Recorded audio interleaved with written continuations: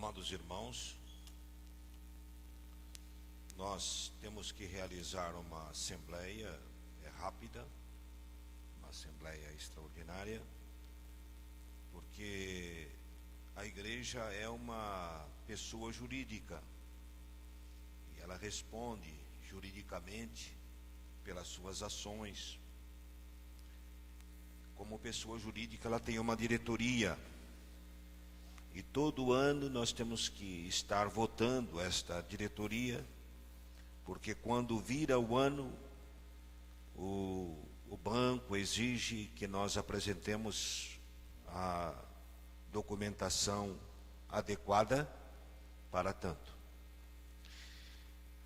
E nós já conversamos com o colegiado da igreja, a maioria da liderança da igreja, que foi concorde, que concordou em estarmos reelegendo a diretoria da igreja, a diretoria que exerceu o seu mandato nesse ano de 2012, estar reelegendo para 2013.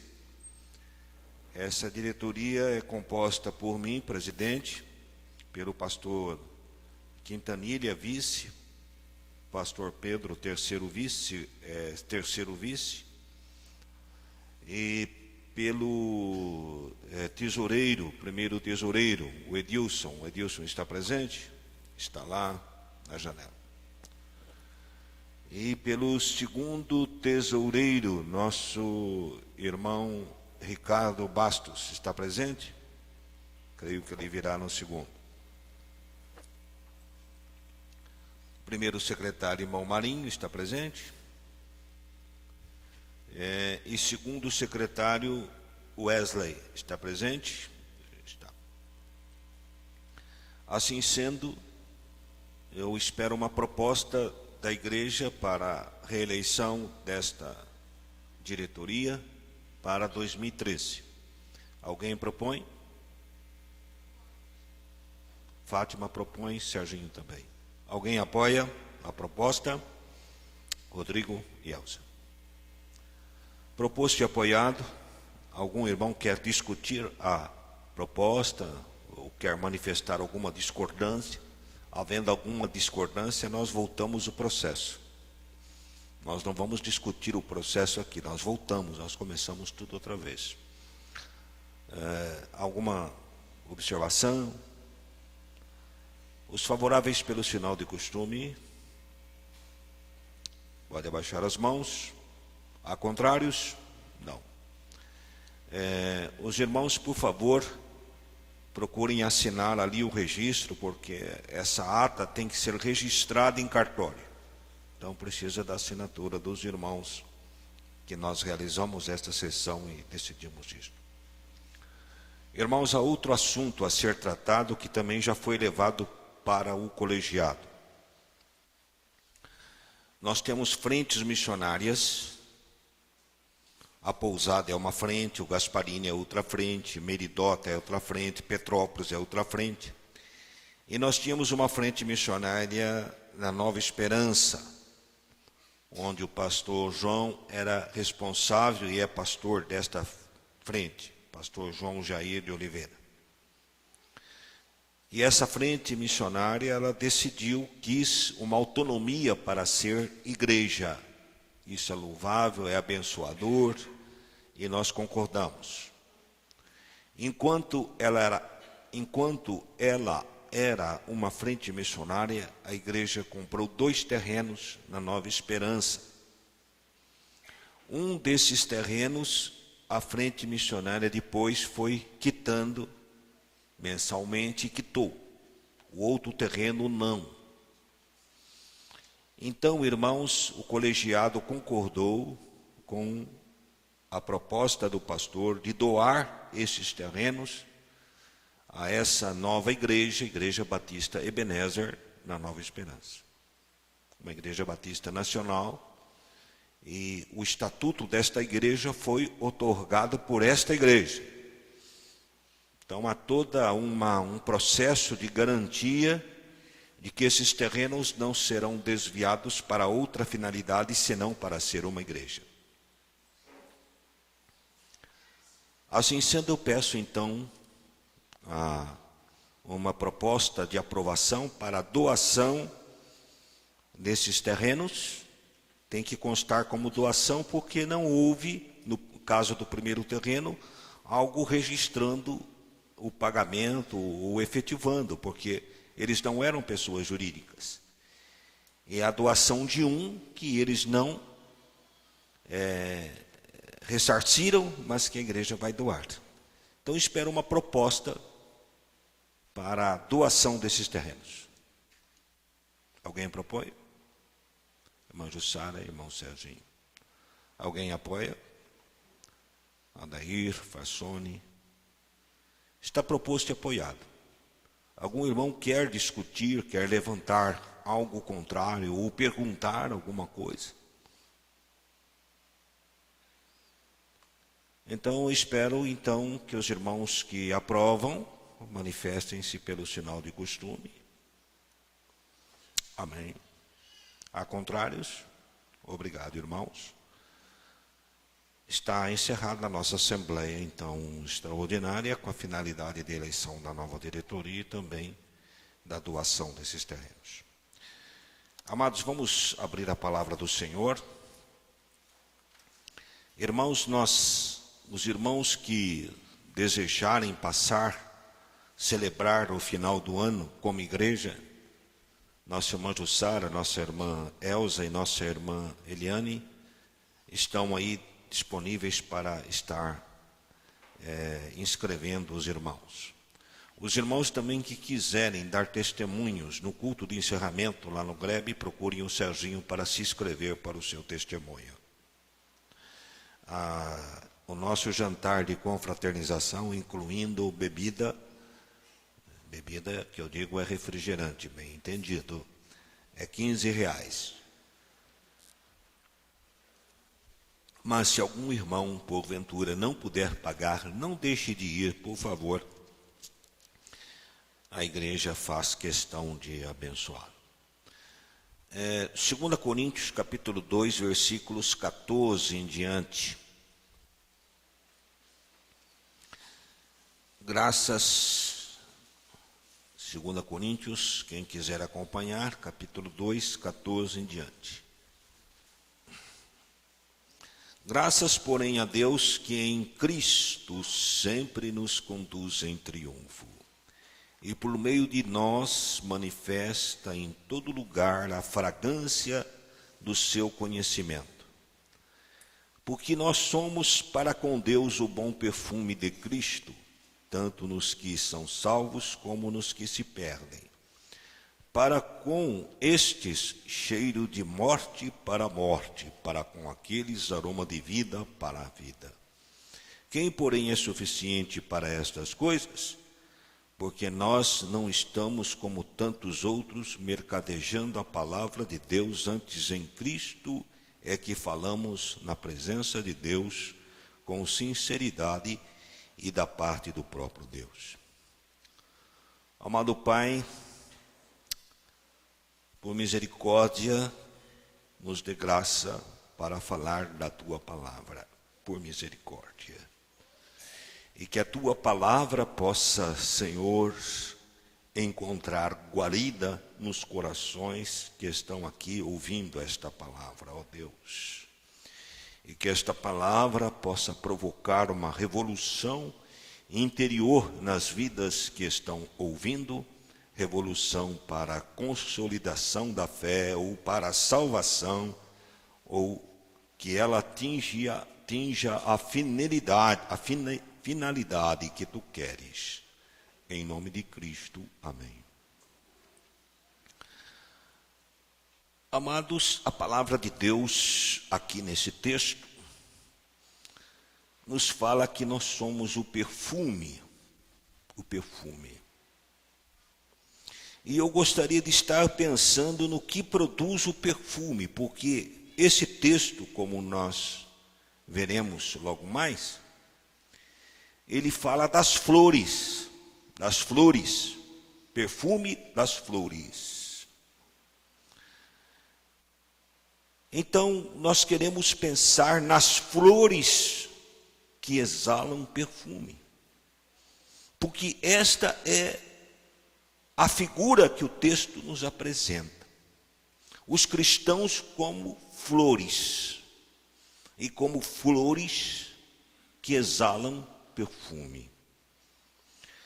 Eu gostaria de pensar, refletir, eu estive meditando, pensando, e não se trata aqui de uma pregação, mas de uma meditação, de uma reflexão nossa, de uma devocional até.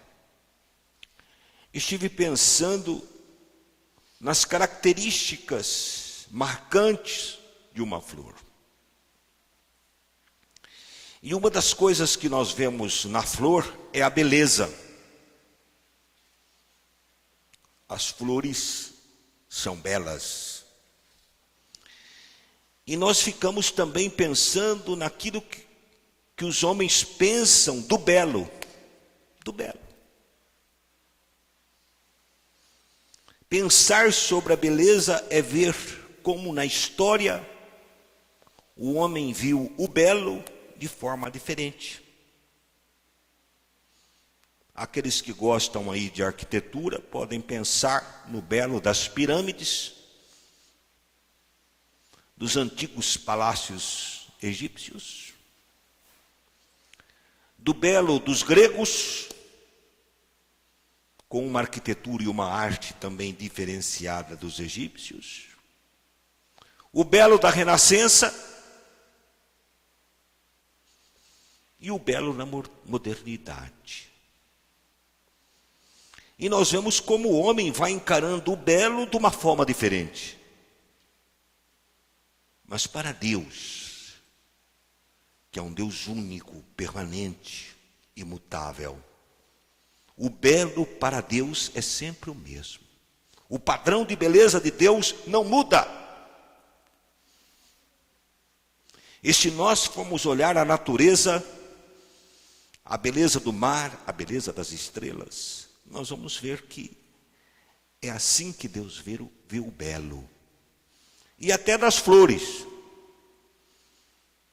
até dos pássaros, é assim que Deus vê o belo. E a palavra de Deus está nos comparando com uma flor e está falando que nós temos uma beleza, que é uma beleza que Deus dá para nós, que não é uma beleza exterior, mas interior. E esta beleza interior é mais importante do que a beleza exterior. A respeito das mulheres, que para nós homens são belas, a palavra de Deus diz: enganosa é a graça, a beleza e a formosura, mas a mulher que teme ao Senhor, esta será louvada. Então, a palavra de Deus já cita a beleza, o tipo de beleza que Deus está procurando em nós. No caso das mulheres, a mulher que teme ao Senhor. E se nós formos pensar nessa beleza, a interior e a exterior, nós vamos ver que o próprio Jesus não tinha uma beleza exterior. Porque a palavra de Deus diz que nós, o salmista, o profeta dizendo a respeito de Jesus, nós olhando para ele não víamos nenhuma formosura, nenhuma beleza, porque ele era como uma raiz de uma terra seca. Então a beleza de Cristo é uma beleza interior, de caráter, de personalidade, de forma de ser. E a palavra de Deus fala que, ao nos comparar com uma flor, ela diz que nós temos a beleza de Deus, a beleza de Cristo, que é a beleza interior. Irmãos, isto é uma responsabilidade para nós, é um peso para nós, muito difícil de nós suportarmos. Nós temos que pedir a graça de Deus para nós, para que realmente sejamos a beleza de Cristo, reflitamos esta beleza. Porque é esta beleza interior que vai levar almas e vidas ao arrependimento, ao conhecimento de Deus, à salvação. E é essa beleza interior que vai nos tornar também agradáveis a Deus e diante de Deus e aceitos diante de Deus. Temos que nos perguntar então se nós temos esta beleza. Se as pessoas à nossa volta conseguem ver beleza em nós. Conseguem ver coisas em nós que os olhos das pessoas possam se encher. Que nós possamos encontrar graça diante das pessoas em função da nossa beleza interior. E aqui vem um consolo para os mal-amados, para os desajustados, para aqueles que se sentem feios.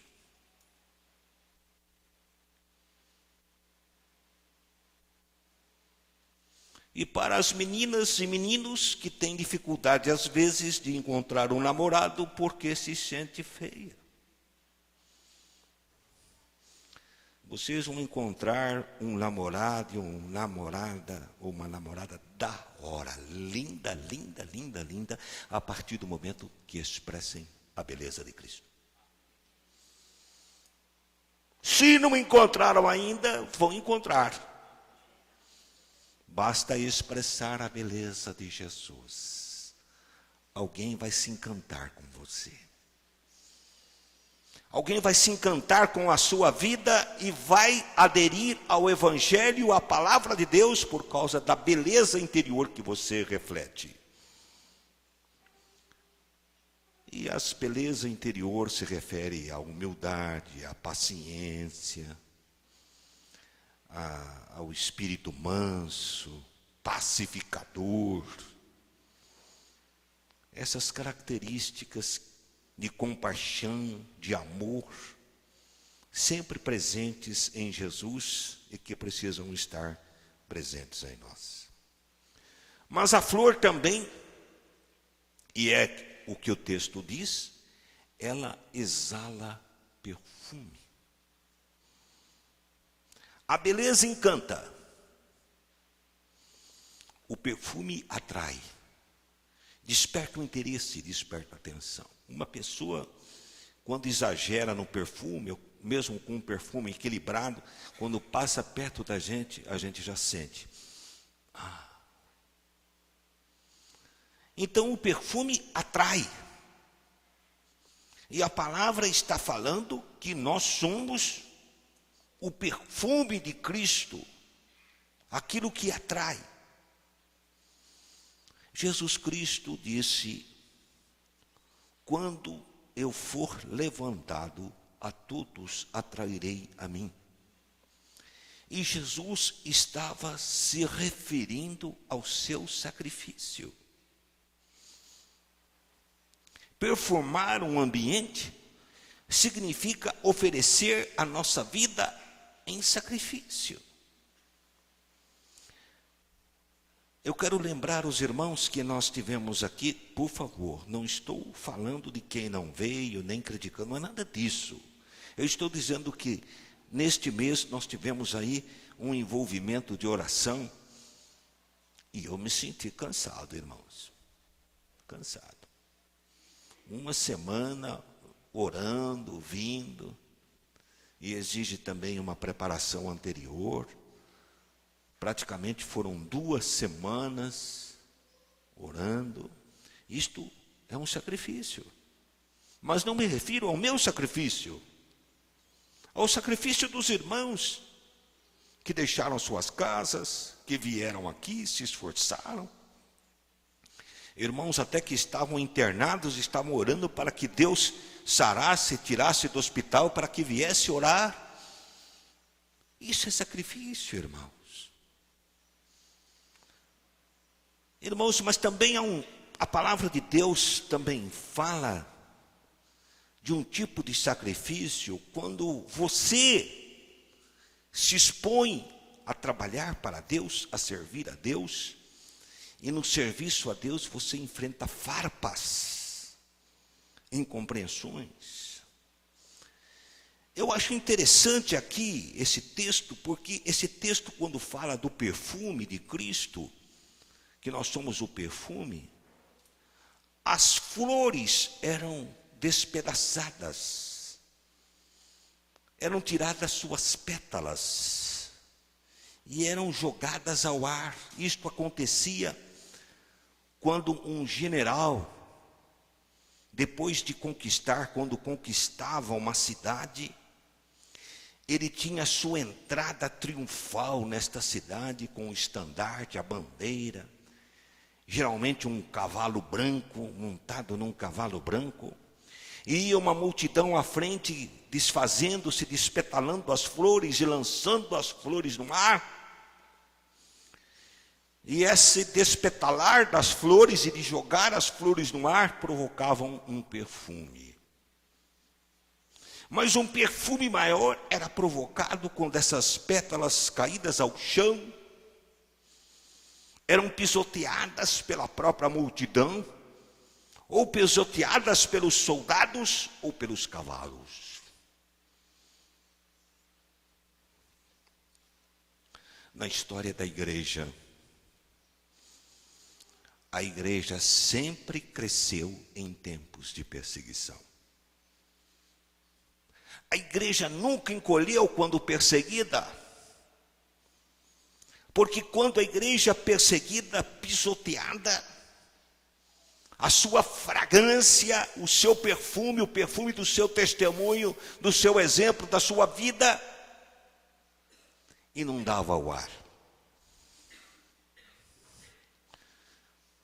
Sabe, irmãos, de vez em quando nós precisamos dar um testemunho pessoal do que acontece na nossa vida, na nossa experiência como cristãos ou como pastor. Nesse último mês eu tive 2 experiências que eu achei interessante. Numa certa ocasião, um certo dia, não vou entrar nos pormenores, mas eu fui criticado, soube que me criticaram, tal. Tá bom. Então, eu ouvi aquela crítica que me passaram e aconteceu algo estranho comigo, porque ao ouvir a crítica, meu coração se encheu de alegria. Mas meu Pai do céu, como é que pode ser isso? Como que eu posso estar sendo criticado e estar ficando alegre, contente? Passou algum tempo, passou um intervalo de uma semana, novamente alguém deu uma cutucada em mim. E outra vez aquela alegria. Pai. E o meu discernimento disso é que quando nós estamos fazendo a vontade do Senhor, e de certa forma somos pisados ou feridos, aquela ferida, aquele machucar, se transforma em gozo, em alegria. E há uma justificativa, uma prerrogativa bíblica para isso. Quando Jesus fala a respeito dos discípulos, fala que eles serão perseguidos e tudo mais. E fala também das bênçãos que eles tinham recebido quando os 70 foram enviados. Ele diz, regozijai-vos. E também ele diz claramente, quando vocês forem perseguidos, vocês se alegrem. Não é maravilhoso servir a um Cristo, a um Deus assim, que quando nós estamos na nossa batalha cristã, na nossa luta, e de alguma forma somos incompreendidos, ou mal amados, ou criticados, recebemos uma unção de alegria. Oh, glória a Deus, aleluia.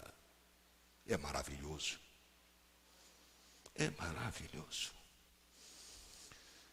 Amados irmãos, quanto mais as flores são pisadas, mais perfume elas exalam. Então, amados,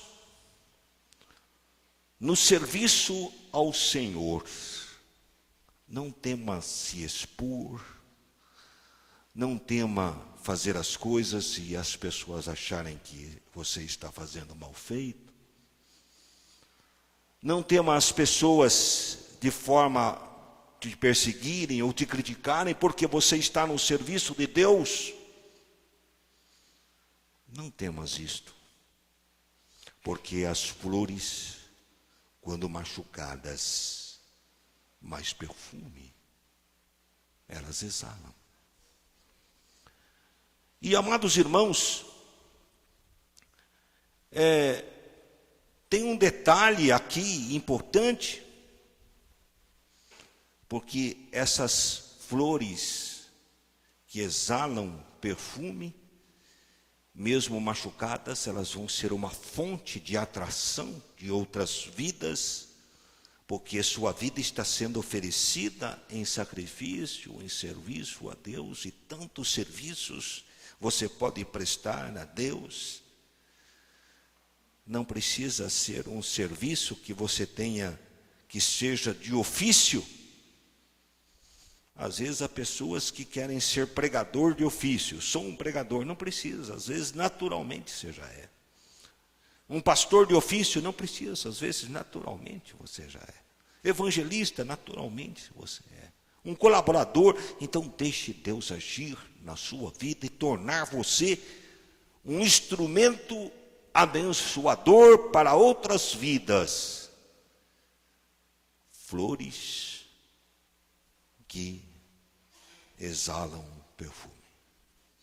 Mas, irmãos, a flor também ela tem uma outra função interessante. A flor oferece o néctar para as abelhas. Vocês já pensaram quantas abelhas são alimentadas pelo néctar das flores? Vocês já pensaram que não é uma abelha só que é alimentada, mas ela leva o alimento para a sua colmeia. Queridos, como flores de Deus que exalam o perfume de Deus, nós também produzimos o néctar.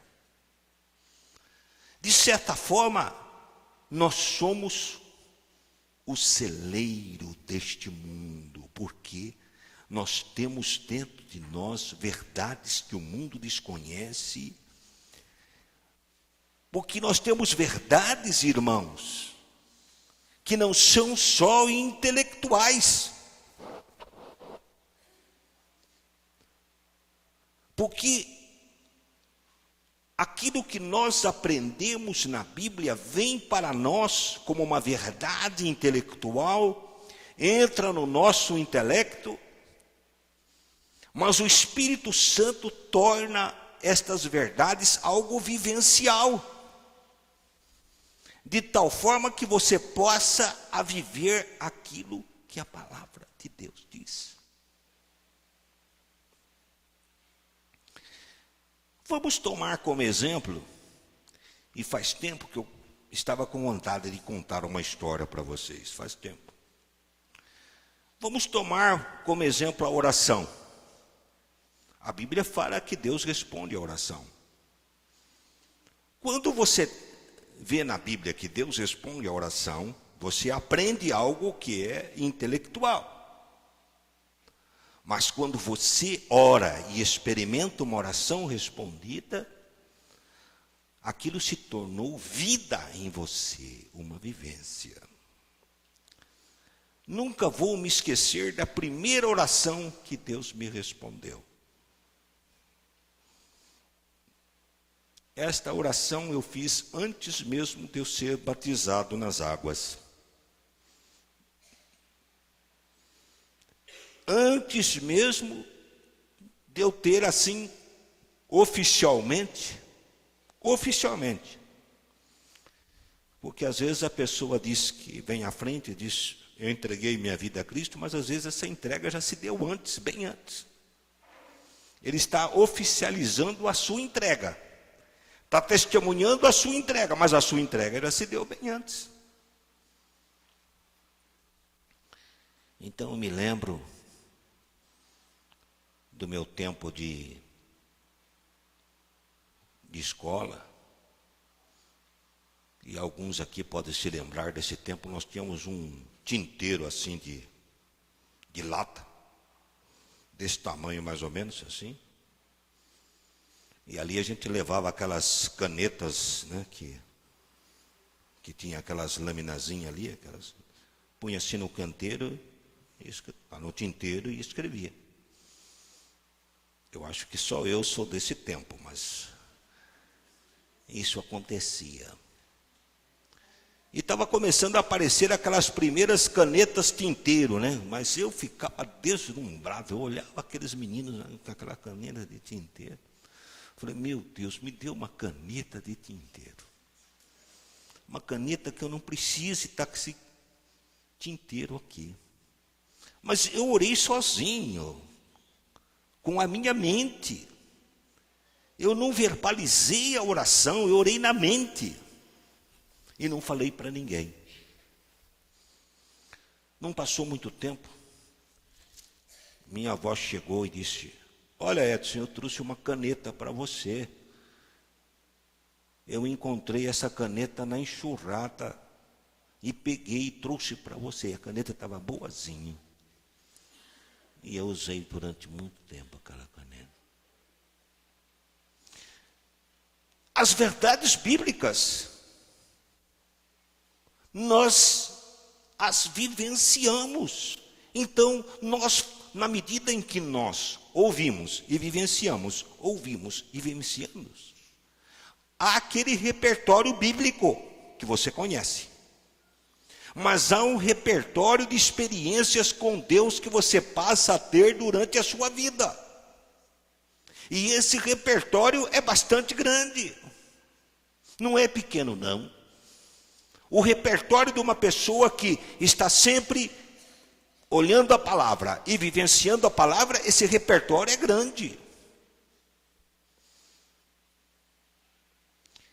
E ele ainda é maior se nós formos ver o repertório de cada um aqui. E ele é ainda maior quando nós vamos ver o repertório de todos os cristãos que estão vivos agora. E o repertório dos cristãos que já partiram, já estão com Deus, que nós temos oportunidade de conhecer através das suas biografias, dos seus irmãos, é algo maravilhoso. É glória realmente. É glória.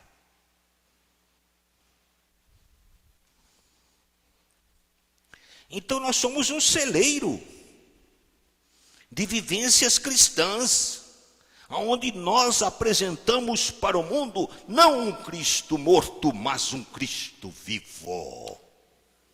Não uma palavra morta, mas uma palavra viva. Não um cristianismo superficial, mas um cristianismo que empolga, entusiasma. E que nós podemos conclamar as pessoas a virem. Venham, vivenciem este evangelho. Paulo dizia, não me envergonho do evangelho de Cristo, porque é o poder de Deus. Venha vivenciar este poder. Então nós somos o celeiro, nós temos um néctar para as abelhas. Mas é uma coisa que eu sempre gosto de pensar e me cativa a mente, me atrai. E eu sempre exploro este assunto de uma ou de outra maneira. É que como flor, nós temos o néctar que atraímos as pessoas por sermos um celeiro de experiências de vida. Mas, irmãos, nós atraímos anjos também. Atraímos anjos. como flores de Deus, nós atraímos os anjos dos céus. Os anjos. Nós não precisamos vê-los, mas nós vivemos, irmãos, na companhia de anjos. Como filhos de Deus, nós sempre estamos vivendo uma atmosfera celestial. Glória a Deus por isto. Então, amados, quanto mais néctar nós temos, um celeiro maior para doar ao mundo verdades, um celeiro também para os anjos. Quando eu penso que um anjo vem se alimentar do meu néctar, pastor, você está falando uma besteira. Não estou. Os anjos vêm me alimentar do meu néctar, das minhas vivências. Porque um anjo não tem as vivências que nós temos. E eles ficam deslumbrados com as experiências cristãs que nós temos. Porque a palavra de Deus diz que os anjos querem atentar para o Evangelho de Cristo.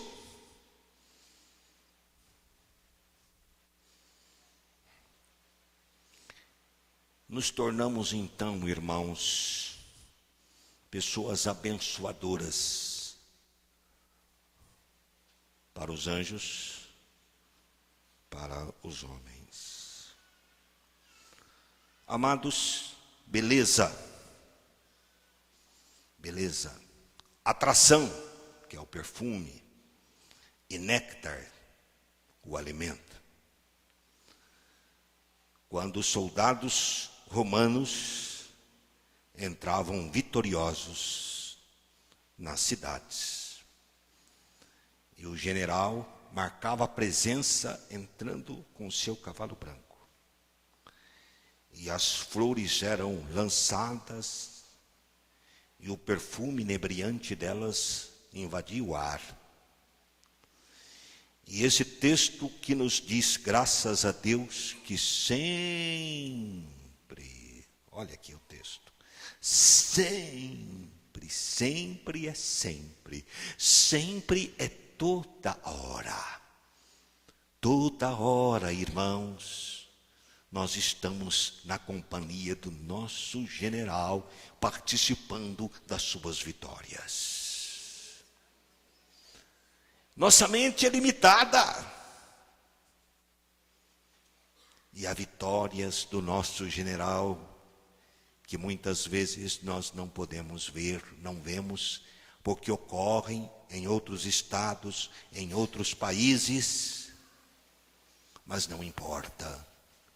Se você está com o seu general, você está participando das suas vitórias em toda parte e em todo lugar. E você está então, cada vez que seu general entra vitorioso no reduto do inimigo, domina os poderes das trevas e estabelece o poder do seu evangelho, seu perfume também irradia e enche o ar. Que nós possamos nos tornar pessoas, diante da visão desse texto, mais esperançosas. Que possamos nos tornar pessoas mais responsáveis diante de Deus, mais dispostas a aceitarem a nossa missão como cristãos,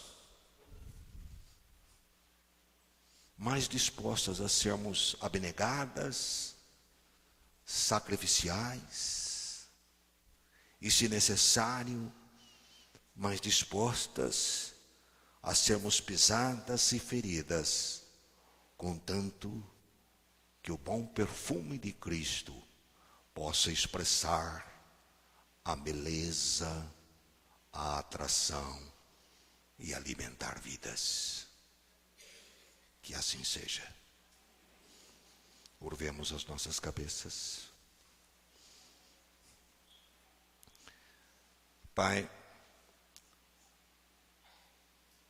Creio que tu tens falado aos nossos corações que a tua igreja precisa se impor como igreja. E nesta noite, tua igreja quer se impor como igreja de Deus e quer se impor, ó Pai, frente ao inimigo e quer fazer conquistas para Deus no teu nome. Por isso, Pai, nós olhamos para as pessoas que estão aqui e nós, Senhor, declaramos com convicção a nossa confiança de que a tua palavra não vai voltar vazia. A tua palavra vai produzir frutos, a tua palavra vai despertar, a tua palavra vai incomodar, a tua palavra vai incentivar, a tua palavra, Senhor, vai fazer aquilo que ela se propôs fazer nesta noite, ó Pai. Estamos confiando nisto. Cremos, ó Pai, no nome de Jesus. Amém. Gostaríamos de orar pelos enfermos. Se você tem um problema de enfermidade, nós vamos orar por você agora, em nome de Jesus. Que a tua fé seja despertada, desperte a fé dos corações agora, Jesus. Cristo vivo e eterno, Cristo poderoso, desperta a fé dos corações agora para a cura, para a libertação, para a quebra do jugo, Senhor, da opressão, das amarras. Sara agora estas vidas, ó Jesus, mediante o teu poder e tua graça, mediante o teu amor e a tua compaixão. Em ti descansamos e em ti cremos. Repousa a nossa fé em ti. E cremos, ó Pai, na tua bênção sobre as vidas necessitadas aqui nesta noite. Em nome de Jesus. Amado Pai, leva teu povo guardado pela tua paz. Dê uma semana abençoadora a todos os teus filhos, reconfortante. E, Senhor, que seja uma semana de vitória para o teu povo, ó Pai. No nome de Jesus. Amém.